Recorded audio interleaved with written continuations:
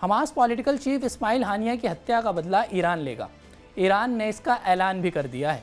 हानिया की मौत का गुस्सा ईरान ही नहीं बल्कि उसके प्रॉक्सीज में भी दिखाई दे रहा है। लेबनान के हिजबुल्ला, इराक के इस्लामिक जिहाद, यमन में हूती और सीरिया के शिया गुट पहले ही धमकी दे चुके हैं कि इजराइल को इसकी बड़ी कीमत चुकानी होगी। अब ईरान के सुप्रीम लीडर ने IRGC और ईरान आर्मी को ऑर्डर दिया है कि वे बदले की तैयारी करें। न्यूयॉर्क टाइम्स के मुताबिक ईरान सुप्रीम लीडर अली खामनाई ने इजराइल पर सीधे अटैक करने का आदेश जारी किया है।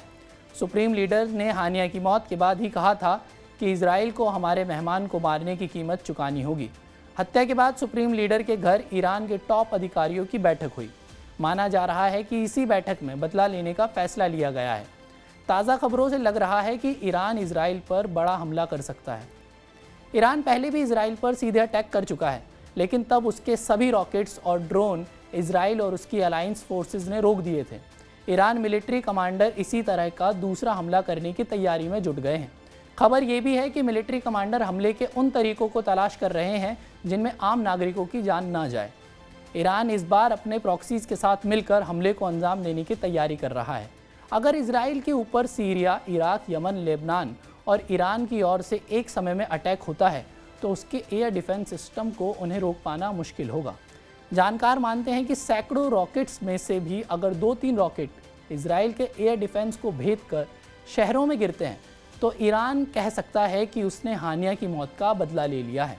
दूसरी तरफ हानिया की मौत के बाद इजराइल अलर्ट पर है।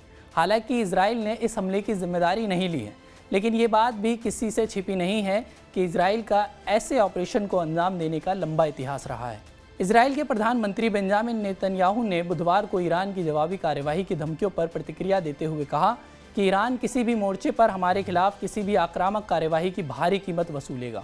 अमेरिका के विदेश मंत्री एंटनी ब्लिंकन ने हानिया की हत्या में किसी तरह से अमेरिका के जुड़े होने से इनकार किया है। न्यूज़ एशिया को दिए एक इंटरव्यू में ब्लिंकन ने कहा कि हानिया की हत्या के बारे में अमेरिका को कोई जानकारी नहीं थी, ना ही अमेरिका इसमें शामिल था। खैर, आपको क्या लगता है ईरान और इजराइल के बीच क्या हो सकता है? आप हमें अपनी प्रतिक्रिया कमेंट सेक्शन में ज़रूर बताएं और देश और दुनिया की तमाम खबरों को देखने के लिए TV9 भारतवर्ष को सब्सक्राइब ज़रूर कर दीजिए।